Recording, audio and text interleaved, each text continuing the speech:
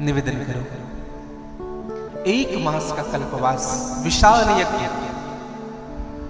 और इस विशाल यज्ञ में भूत प्रयाग में जहां गंगा और यमुना का संगम है, यज्ञ का विशाल आयोजन किया। और इस आयोजन के समाचार को सुन करके सूत जी महाराज का आगमन होता है। सूत जी महाराज, सूत जी महाराज कौन है?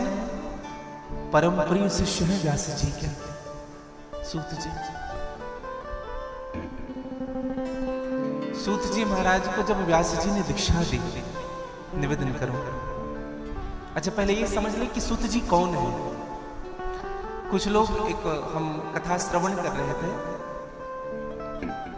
एक कथा वाचिका थी, वो कह रही थी कि सूत जी महाराज ब्राह्मण नहीं है। सूत जी महाराज ब्राह्मण नहीं थे।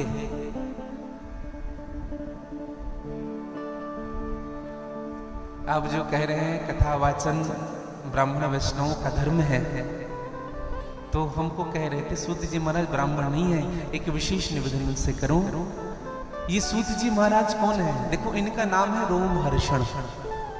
ध्यान से सुनिएगा, इनका नाम है रोमहर्षण। इनका नाम रोमहर्षण क्यों कहा गया? जब ये कथा कहते थे तो श्रोताओं की जो रोमावलियां होती वो ठाड़ी हो जाते थे, रोमांचित हो जाते थे, उनके जो शरीर थे रोमहर्षित हो जाते थे। प्रत्येक रोम, आप देखेंगे कुछ बातें ऐसी होती है कि हृदय में लगता है और शरीर के बाल में एक रोमांच आ जाता है, रोमहर्षित हो जाता है। इसलिए नाम ही दे दिया गया रोमहर्षण। हाँ, इति संप्रश्न संतृष्टो विप्राणाम रोमहर्षणः प्रतिपूज्य वचस्तेषां प्रवक्तु मूक चक्र में, शास्त्र कहता है। और सूत जी महाराज का नाम क्यों पड़ा? ये जाति के सूत थे, इसलिए सूत नाम नहीं पड़ा है। मैं निवेदन करूं, देखो भैया, सूत जी महाराज है अयोनिज। अयोनिज किसे कहते हैं? जिनका जन्म मां के गर्भ से नहीं होता, उनको अयोनिज कहते हैं। जो पिंड के रूप में जन्म नहीं लेते, उनको अयोनिज कहते हैं।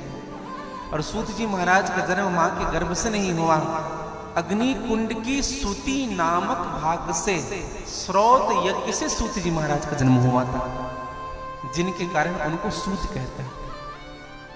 अग्नि से जन्म हुआ, और अग्निर्वैर ब्राह्मणः मुखाद अग्निर जायते ब्राह्मणो असंभमासी जवाहुराजन्य कृतः। अनेकानेक प्रमाण मिलते हैं। इनसे यह सिद्ध होता है कि सूत जी महाराज ब्राह्मण ही थे। इसलिए शास्त्रों का अध्ययन बहुत जरूरी है। आज सूत जी महाराज का आगमन हुआ, सभी ऋषि मुनि महात्माओं ने सूत जी का खूब स्वागत किया, वंदन किया, प्रणाम किया।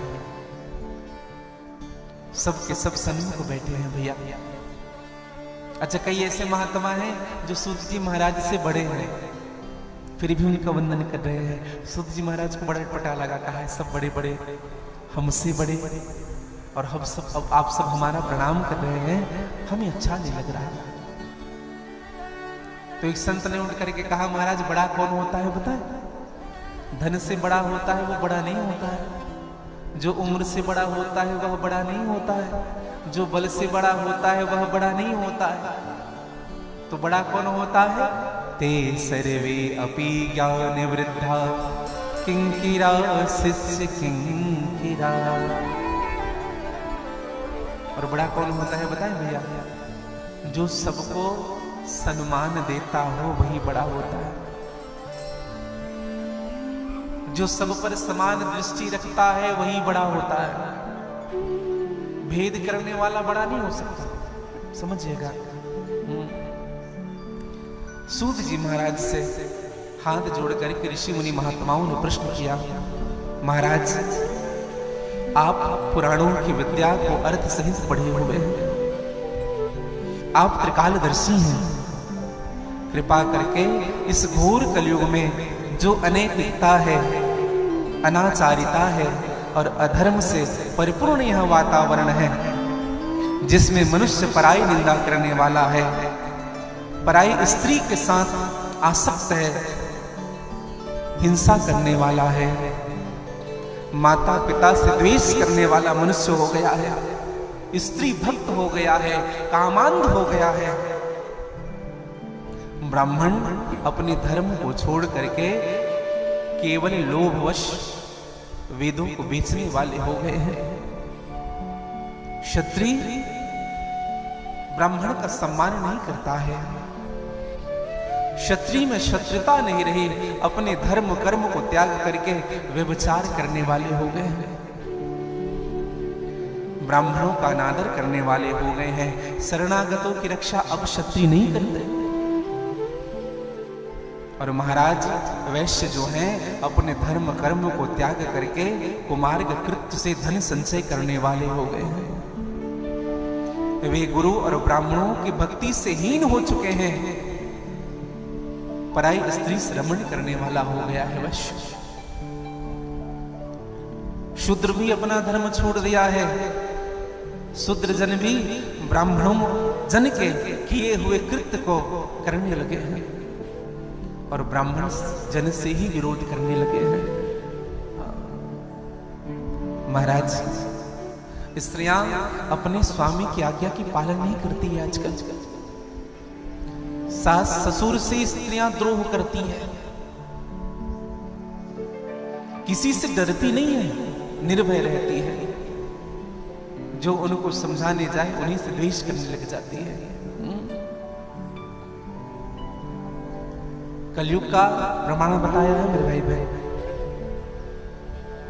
विवाह के कारण ही प्रेम रह गया है। विवाह है इसीलिए पति को आदर दे रहे हैं। छल और कपट भरा हुआ है हृदय में। ब्राह्मणों का परिचय केवल यज्ञोपवीत हो गया है, केवल रूप दिख रहा है बस, केवल तिलक और यज्ञोपवीत। सन्यासी और ब्रह्मचारी का परिचय केवल दंड कमंडल हो गया है। दंड कमंडल लेकर के घूम रहे, जटा बढ़ा करके, कोई मुंडन हो करके सन्यासी है। मुकदमे में जीत उन्हीं की होगी जिनके पास धन अधिक है, भले वो गलती ही क्यों ना हो।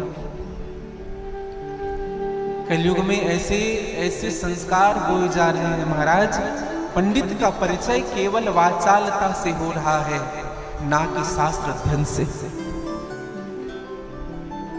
जो जितना पाखंड कर ले वो उतना ही बड़ा संत कहलाने लगा है। धन को हरने वाला भाई बुद्धिमान कहलाएगा, उल्टी सीधी बातें जो करे वक्ता वही कहलाएगा।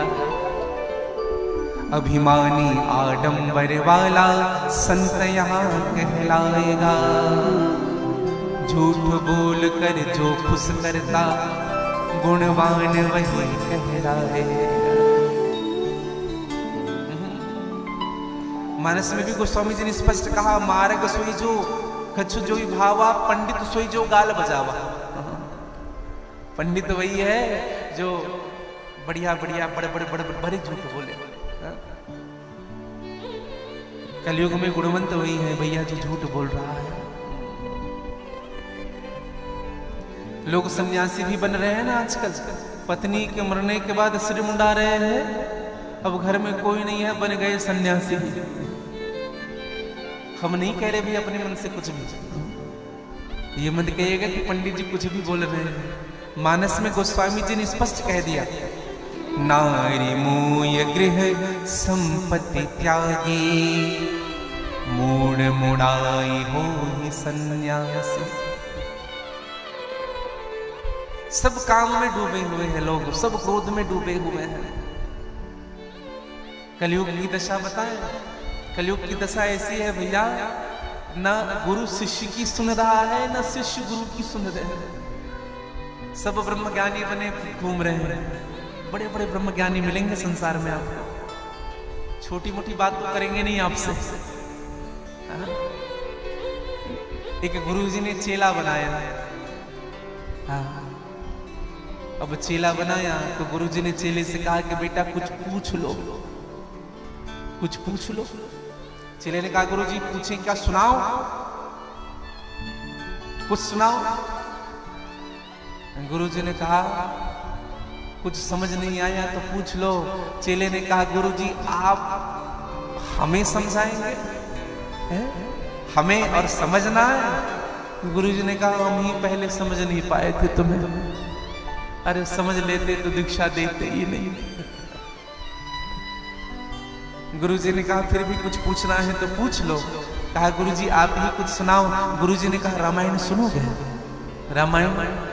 चेले ने कहा गुरुजी रामायण तो सुनते रहते, कुछ ऊंचा हो जाए। अच्छा आजकल जितने मिलेंगे ना ऊंचे ही सुनने वाले मिलेंगे, कुछ ऊंचा हो जाए। गुरुजी ने कहा गीता सुनोगे। चेले ने कहा ये चल जाएगा। तो गुरुजी ने कहा एक काम करते हैं, गीता सुनाते हैं, आज गीता की महत्ता सुनाते हैं, कल इनकी कथा सुनाएंगे। तो गीता की महत्ता श्लोक प्रारंभ किया, सर्वोपनिषदो गावो दुग्धा गोपाल नंदनः पार्थवत् सुदेवोक्ता दुग्धम गीतामृतम महत्।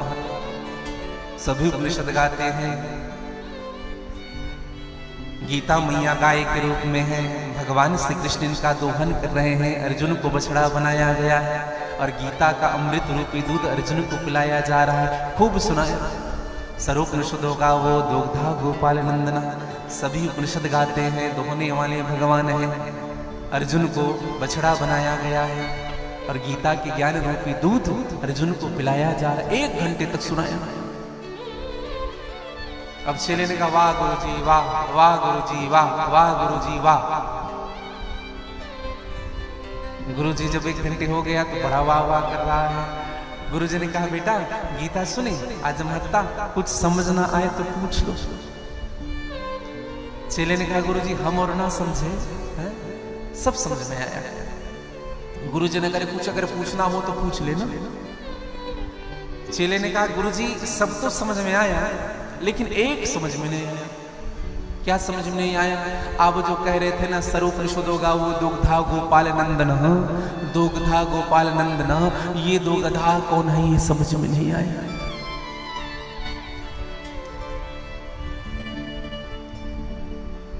ये दो गधा कौन है ये समझ में नहीं आया। गुरुजी ने कहा ये दो गधा और कोई नहीं, एक न सुनी एक नहीं देखा। हम तुम्हें समझा नहीं पाए और तुम समझ नहीं पाए, इसका अर्थ यह है कि एक तुम और एक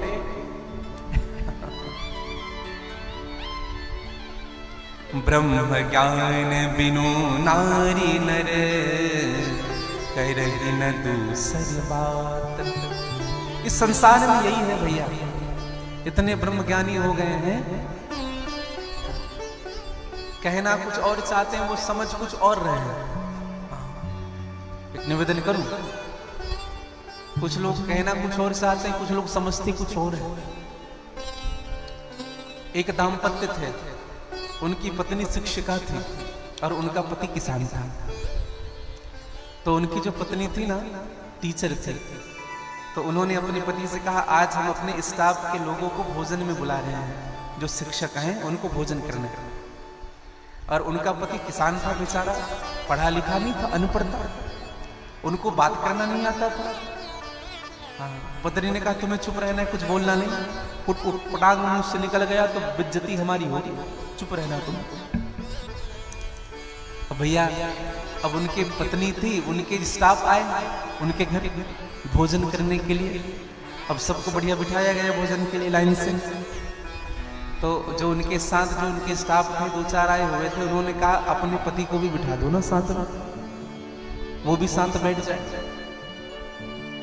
उनकी पत्नी यही सोच रही थी कि ये ना बैठे, लेकिन लोगों ने कहा तो ये समझ गई, नहीं बिठाती हो तो अनादर होगा, विचार करेंगे अपने पति से कैसा व्यवहार है, चलो बैठ जाओ। अब बढ़िया भोजन बनाया, गाजर के हलवे बनाए गए थे, पूरी बनाए गए थे, छोले की सब्जी, पनीर की सब्जी, हाँ बढ़िया परोसा गया सबको। अच्छा पहले ना पूरी बड़े बने जाते थे, आजकल पूरी की साइज छोटी हो गई।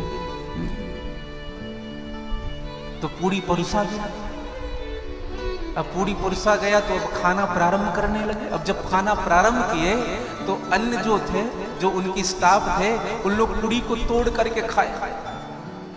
लेकिन इनके जो पति थे, जैसी आदत थी, सहज स्वभाव, जैसी आदत थी, एक ही पूरी को एक बार में खाए, एक पूरी को एक बार में लटक जाए। अब उनके जो स्टाफ थे, जो और शिक्षक आए हुए थे, उन लोगों को देखे कैसा खाता है। अब उनकी पत्नी को भी बड़ा बुरा लगता था देख करके, अंदर से देख के बड़ा बुरा लगे। कहा कि ये साथ में ना ही बैठता तो अच्छा था, साथ में बैठ गया है, क्या सोच रहे होंगे, कैसे इनके पति हैं। तो अंदर से आवाज लगाया, अंदर से आवाज लगाई, सुनो। अब उन लोग अपने भोजन में थे, अपनी मस्ती, वो लोग भोजन कर रहे थे। इनका पति देखा किचन की ओर, तो इनकी पत्नी ने इशारा किया, एक को एक बार में मत खाओ, एक को दो कर लो, एक पूरी को 20 से 2 कर लो। अब वो कहना कुछ और चाहती थी, समझ कुछ और है। इन्होंने विचार किया, शायद कह रहे हैं कि एक मत खाओ 2 खाओ। तो एक पूरी रखे, उनके ऊपर सब्जी रखे, छोले की, फिर गाजर का रवा, फिर दूसरा पूरी रखे, फिर सीधे मुख में डाल। अब तो और बुरा लगने लगा, कहा ये समझ कुछ और रहे हैं। उनकी पत्नी ने कहा, अरे तोड़ के खाओ, तोड़ के। अब उनकी आवाज ना समझ आई यहाँ तक। अब जब समझ नहीं आया तो माथा पकड़े उनकी पत्नी। अब इनके पति को लगा कि पूजा की पूरी है, ऐसे ही नहीं खाना है। तो फिर एक पूरी रखे, उसके ऊपर छोले रखे, फिर पूरी रखे, फिर माथे से लगाए, फिर खाए। बार बार यही क्रम चलता रहा। अच्छा विचार करिएगा, समाज समझाना कुछ और चाहते थे, वो समझ कुछ और रहे हैं। अच्छा कुछ लोग होते भी वैसे ही हैं, कुछ कहो वो कुछ समझते हैं। एक जगह कथा में एक माता जी आई हुई थी, तो जब राम जी का जब जन्म हुआ तो रामचरितमानस की चौपाई है, दशरथ जी ने जब भगवान के जन्म का प्रसंग सुना तो बड़े आनंदित हुए, परमानंद में डूब गए।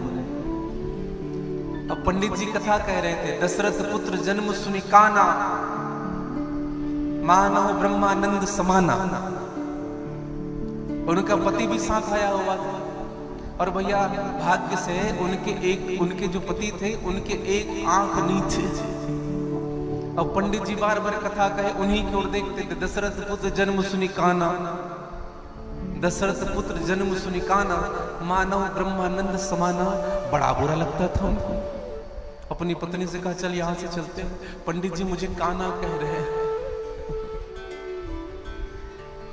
पत्नी ने कहा, ये तुम्हें काना नहीं कह रहे हैं, ये चौपाई है, काने का मतलब कान होता है। दशरथ जी ने सुना कि हमारे यहाँ पुत्र ने जन्म लिया, बड़े आनंदित हो गए। तो मेरी कहने का मतलब यही है मेरे भाई बहन, शास्त्र की भाषा हमको समझनी पड़ेगी।